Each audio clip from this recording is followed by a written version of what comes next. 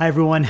So, first of all, I am so ecstatic to see that our group, our little Unlimited Potential community, has grown to above 50 members. We've crossed the 50 member mark.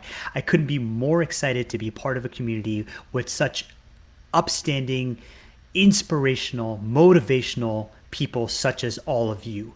We've had a lot of different applications to join the group, and some of the people we didn't accept because we didn't feel like they'd be right for the community. And now that we're at 50 members, I know that we've reached kind of that precipice where we're going to grow this to be even bigger and even better. I hope you've enjoyed some of the conversations we've had and some of the content we've posted so far. It's only going to get even better from here.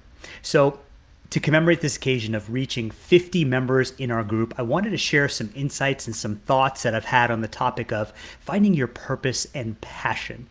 This is a topic that's near and dear to me, and I wanted to share some insights that I've had on this topic. I see that Nuance Siri is saying hello from Toronto. Hey man, welcome to the live podcast. I'm so happy to have you here, and I'm so happy to have you in the group. So, again, a few insights or a few ideas on the topic of purpose and passion.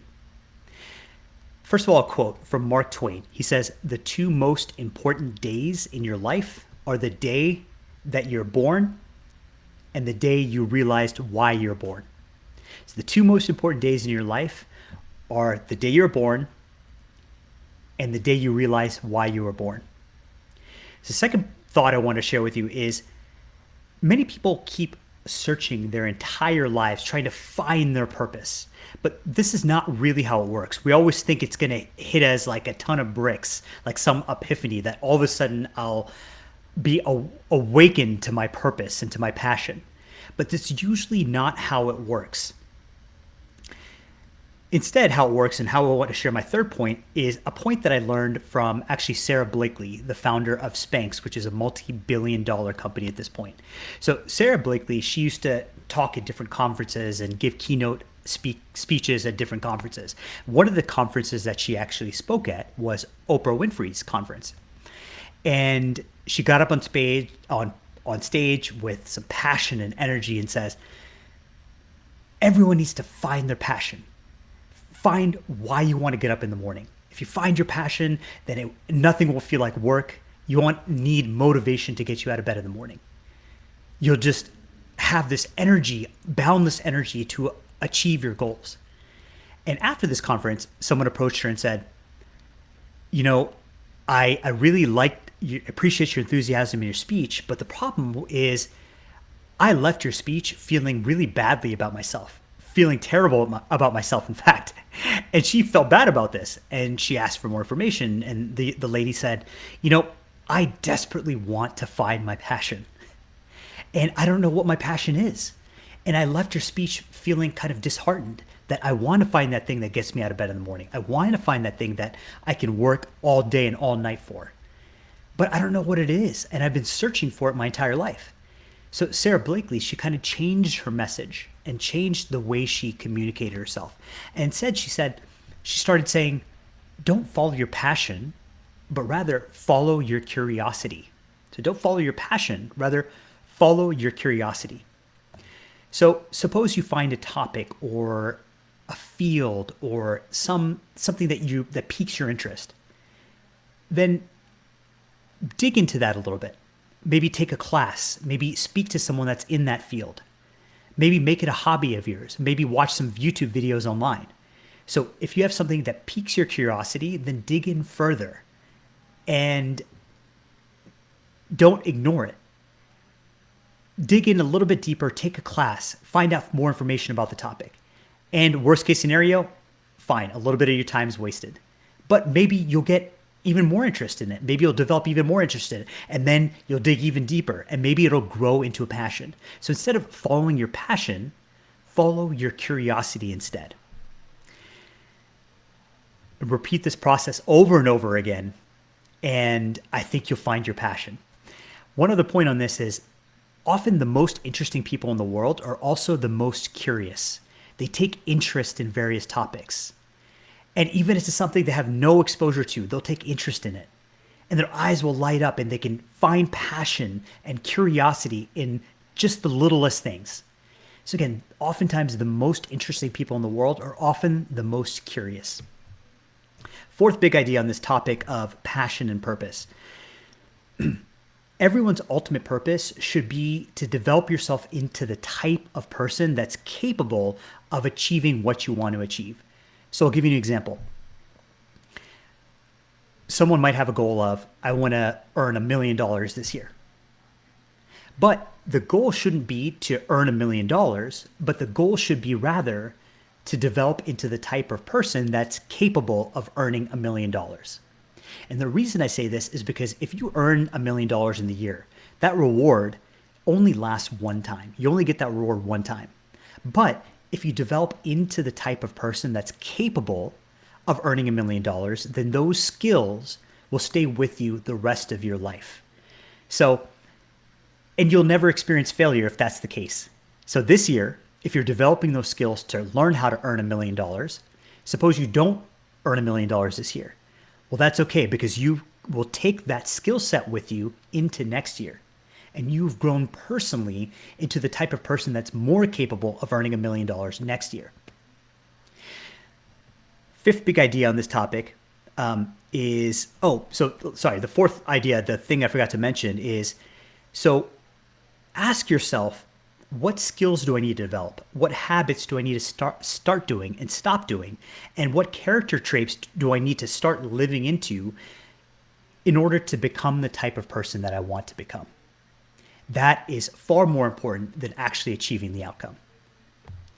Fifth big idea on the topic is, and it's kind of an extension off the fourth idea, is until you find a specific purpose or passion, your goal in life should simply be to work on becoming the best version of yourself.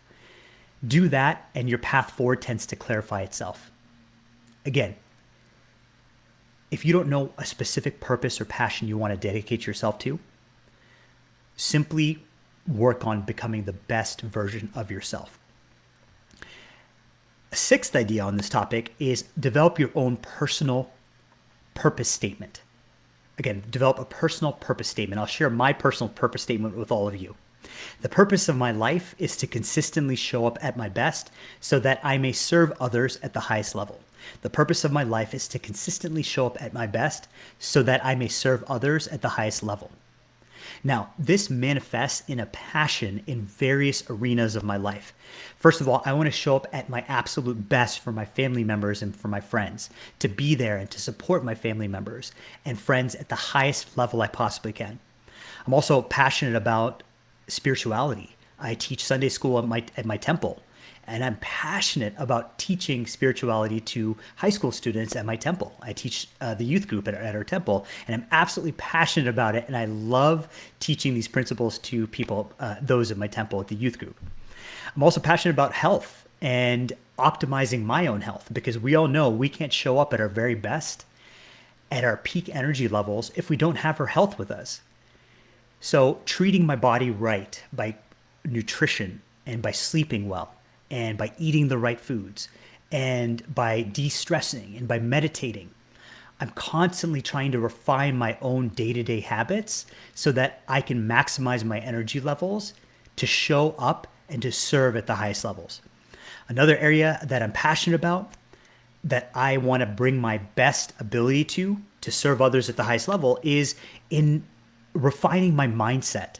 And where that shows up in my life is the clients that I coach.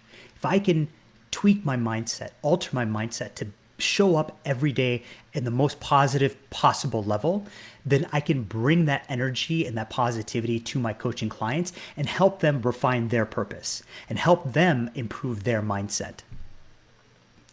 So with these are 4 or 5 or 6 short notes that I've shared with you on passion and purpose. Stay tuned, because Chris and I are going to record an entire episode on the topic of passion and purpose and motivation. So we'll record an entire hour-long training on this very topic. So stay tuned.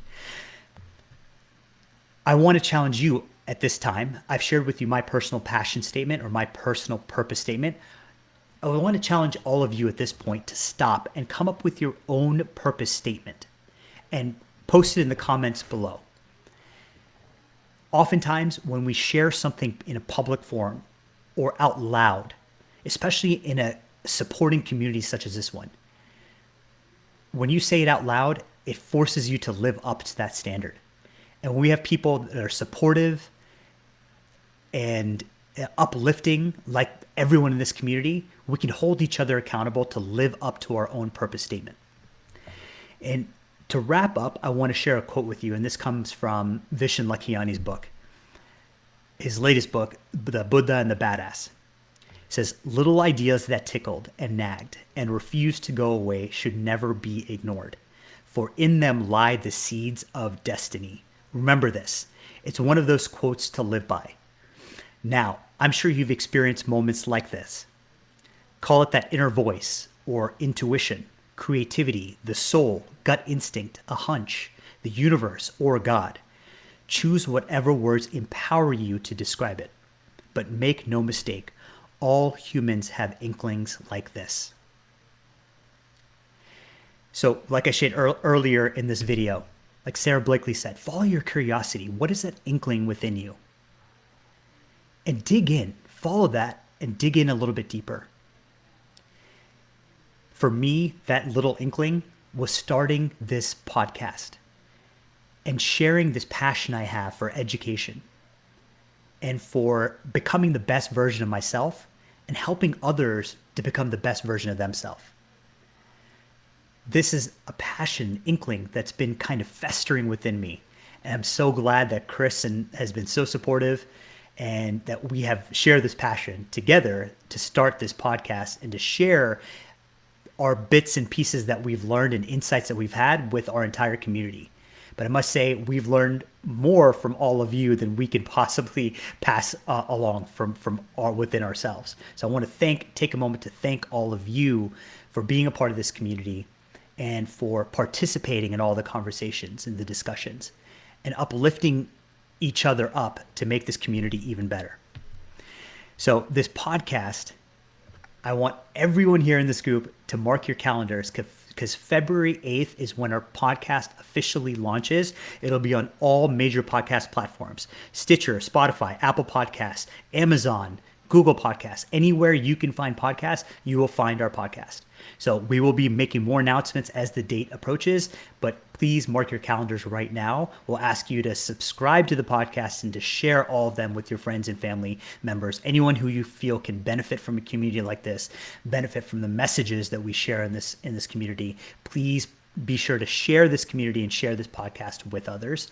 And every day I post little short snippets of discussions that we have, or short pieces of information that little tidbits you can take away from our podcast. Those the 2-minute videos. Be sure to share those with your friends and family as well. Again, thank you so much for being part of this community. We love all of you, and we could not be expressed as enough gratitude for all of you for being a part of this community, and participating in all of our discussions. Thank you again, and stay tuned for more videos. Take care, guys.